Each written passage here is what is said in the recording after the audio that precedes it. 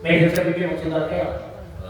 Yung sugal ang natural lang yan, nasa inyo na lang, iba yung hiling sa akin. Kalusugan, yung swerte sa trabaho, yung swerte yung katawan ng anak mo, yung lahat ng mga kasabalitin ka. Yung parte sa mga galing sa gambling, Lord, mga gambling.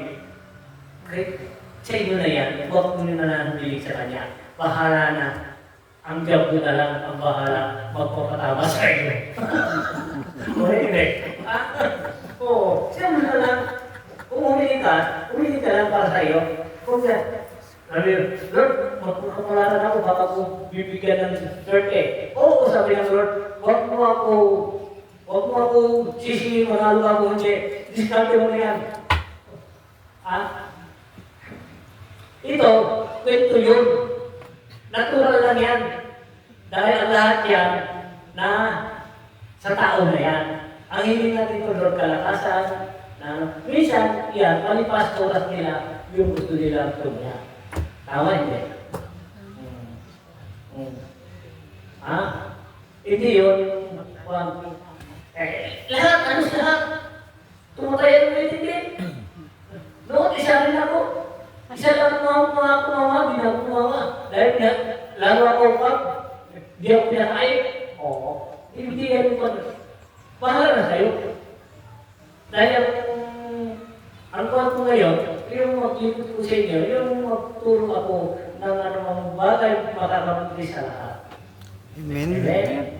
Yung ganyan, kasi yan, bago ko makasakali na siyang bahan yun, makibala ko din Dahil, ang lahat yan, sabi na naman, nasa inyo, ako ang haharap sa inyo. Huwag yung isipin makasalanan kayo, hindi nyo masama yan, hindi. Basta gumawa kayo ng kapitid, tama yung ginagawa, ako ay sa iyo. Kasi minsan yan, sabi niya, Ama, palipas ko oras lang ito.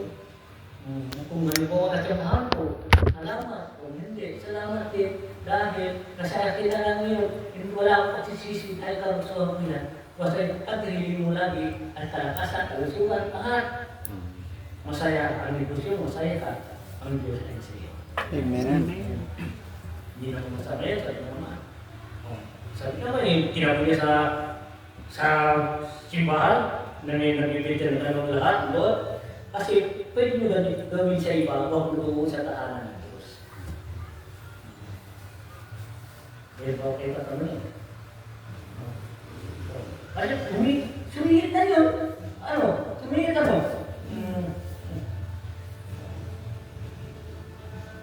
Baka isipin mo, ayaw tumingin sa akin, ayaw ko. Pero sumihit.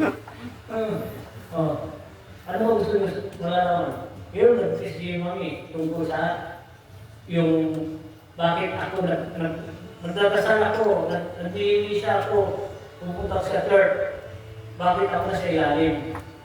Yung isa naman, nagsalita ako nagbawas ako ng Biblia, salita ako ng salita ng Diyos, bakit pa rin ako sa ilalim? Yun. Pati nautang na lahat, nayari na.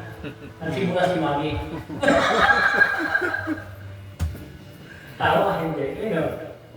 Ano ba? Ano kung naisip ninyo? Magtanong kayo. Bagawa ng tatris, isip ko lang. Itutuloy ko. Yung Ama, yung pintas mo, paliwanag mo sa kanila.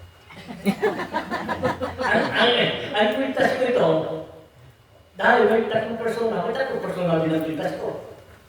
Dahil itong binigay nila para sa atin. Porso. Yung mga tumunog. Binigay nila para sa akin. Yung hinanap ng tatlong persona, may dalagang tatlong matatanda, yung pala, ang dumating sa akin, tatlo. Ngayon, yung sabi ng gumawa ng bitas, ito ay silver. Tapos yung isa naman, taga dito, ang sabi niya ay Ginto po daw yung gold. sa ulo, ginto. Tatlo. Dahil yan, iba yan. Alahero siya, ano siya ng ginto, namimili ngayon ng makita niya, sabi niya kaya may value po yung ginto.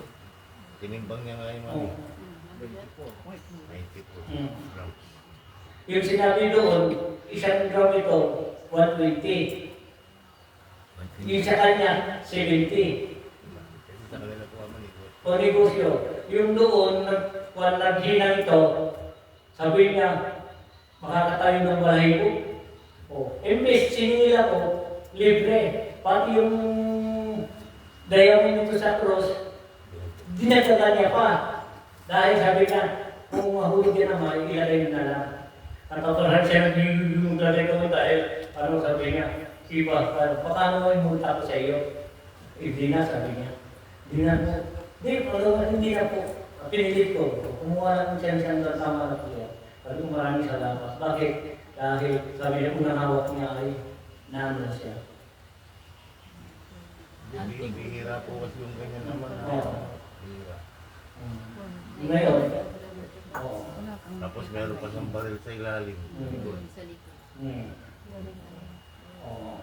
Kaya dalawang bayan, dalawang nag-aaway sa mga pagitan. Good! May naalig may tali, nakakadaling tama ngayon. Dalawang bayan, dalawang nag-aaway, isang matutumuan. Dalawang bagsak ang mga yung dalawang bayan. Bagsak. China. China yun ang Pilipinas. Kaya pag nakita nila po yan ang manasotso, mahirap sila. Dahil ang lahat yan, kunti-kunti ay mga Bihira po yung ama, gano'n. Sa tagal ng panahon, ngayon lumalabas na yung mga gamit niya. Oo. Yung gamit ko nilalagay ko, lumalabas na. Dahil ang lahat yan, walang posible. Ngayon ko naman, cross. Tapos yung simbolo niya, ito sa gilid. Yung cross yun, itim. Tapos yung gilid niya, wala yung liwanag dito. Tapos ang simbolo niya ay ito. Oh, disiplasyon. Dahil lahat, yung cross nakita ko doon sa Bugalyo, alas 10 madaling araw, natumitin lang siya sa madilim. Liwanag siya. Sabi nga nito, nilagay ko ganun kalaki. Nakita ko doon. Kasi sabi ko bakit nakabitin na yung cross. Dahil ang lahat ng kasaysayan pinakita sa atin at dumarating na rin sa atin.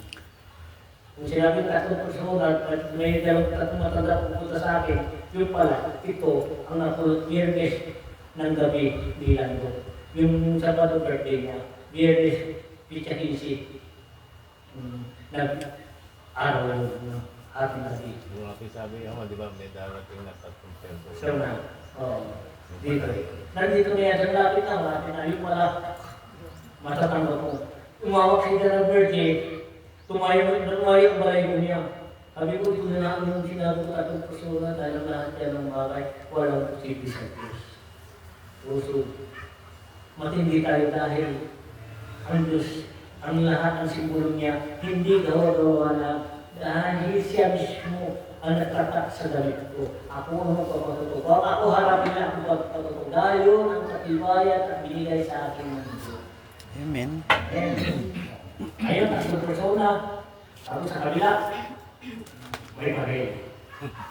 Usi lang. Lumbang-lumbahan. Di ba? Usi. Usi lang. Lumbang-lumbahan. Dahil lahat yung may natatak sa ang binigay na nagalitan sa akin.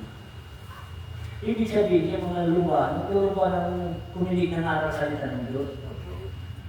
Yung musisa, yung silang, magpusilan sila at gusto nila kumilig ang mga salita ng Diyos. Hindi yung bagay na isipin ng mga tao kami yun.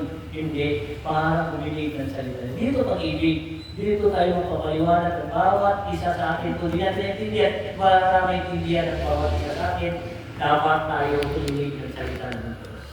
Amen. Ang lahat ng bagay parang isip-isip. Ano naman susunod darating? Dumating dito si Pan, yung nag-ikot simbahan, di maganda yung narinig yung si Ricky. Sinubulit pala siya ng Diyos dito. Kung hindi niya akalain, bakit siya nakapunta siya dito? Tapos sinabi ko, may misaya yun siya ng salita dahil hindi niya alam ang Diyos ang mismo pinarating dito kung ano man gusto sabihin para sa atin. Maraming salamat naman. Hindi siya nagdalawang isip, hindi siya nahiya. Tinupad niya ang kanyang katutulan. Yan ang namin importante sa atin. Tuparin natin natin katutulan. Dahil ang katawan natin ito pagsamantala lang. Habang nandito pa, lupusin natin, pakita natin ang pagmamahal natin bawat isa sa atin. Dahil yan ang daan patungo sa tahanan ng Diyos.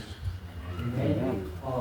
Hindi yung sabi nyo, ay, walang binte, walang binte. Sige lang, pagdating ng oras, doon mo makikita ay totoo pala ang ating mga ginagawa. Makikita na natin kung nakita natin wala tayong nagawa na hindi maganda at maganda lahat. Isipin lang muna natin paano sila ay kikilos kung hindi tayo ay kikilig. Paano tayo gagalaw kung hindi sila kikilig. Ang sabi ng Ama, basta sinabi ko na kayo ang isip, kayo ang gusto. Kayo ang gagawa ng kaligtasan ninyo. Hindi ako kung hindi kayo. Okay? Tama ba? Hindi. Ano pang gusto nyo malalaman?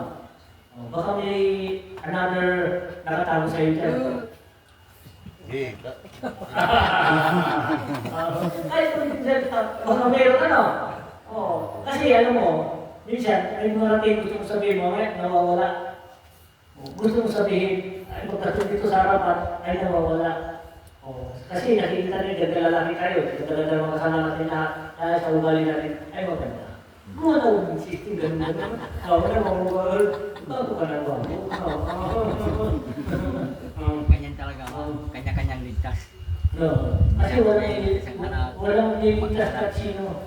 Kahit ina ka, kahit ama mo, hindi mo liligtas sa iyo kung hindi ka sumunod ng batas ng Diyos.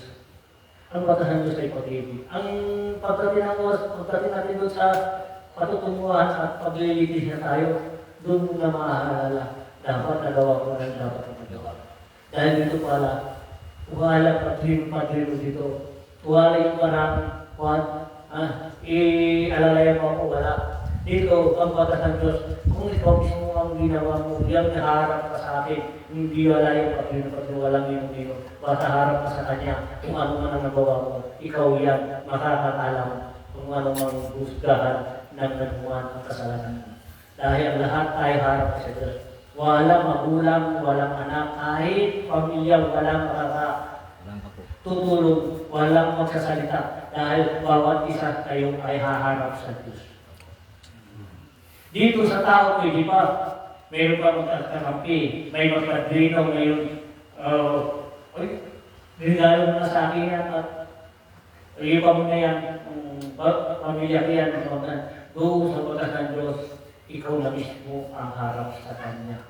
Lilitisin ka niya hanggang saan ka. Dahil bawat tanong at salita, kung nagsinungaling ka diyan, paupuwi ka ilang oras diyan, pakita lahat ang gawa mo.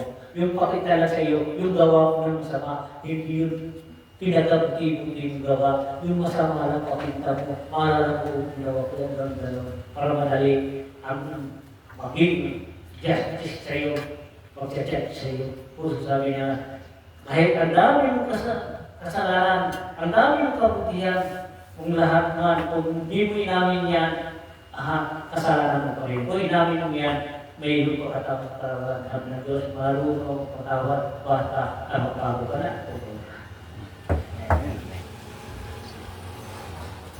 Diba? Masaya lahat ang bawat ng ano ang nangyayari sa atin. Dahil sa pagpumusik ng tao lang yung pagdating ng batas ng Diyos, uhusigan din yan ang maghuhusig sa tao. Hindi naman siya maghuhusigan kung tama ang kanyang nililitis.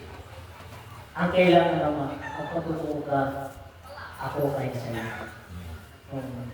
Magparusa ka sa mga taong walang may kasalanan at ako ay tutuo at sa iyo. Ang lahat yan, walang posible sa Diyos. Tama, hindi.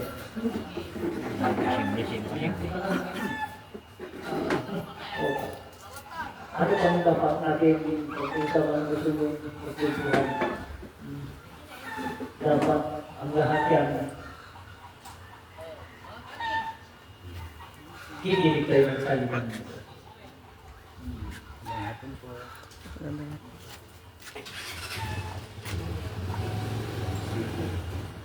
Oh, yeah. communicate sila, kung hindi man communicate sila, eh, ilabas sa kabila, pasok sa kabila. O, yan na, kaliwa kanan, kaliwa kanan, kanan kaliwa, kanan kaliwa. Dahil ang lahat yan, sa kanan at kabila.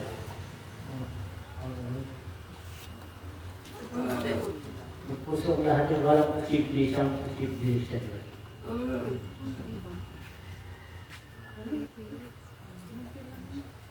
Ah.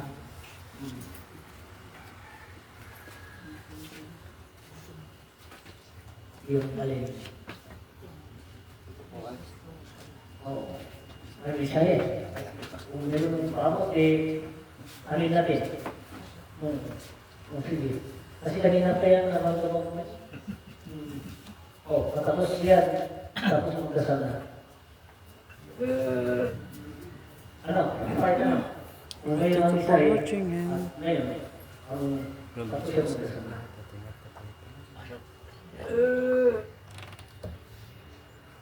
Upload na po tayo. Ano, bless.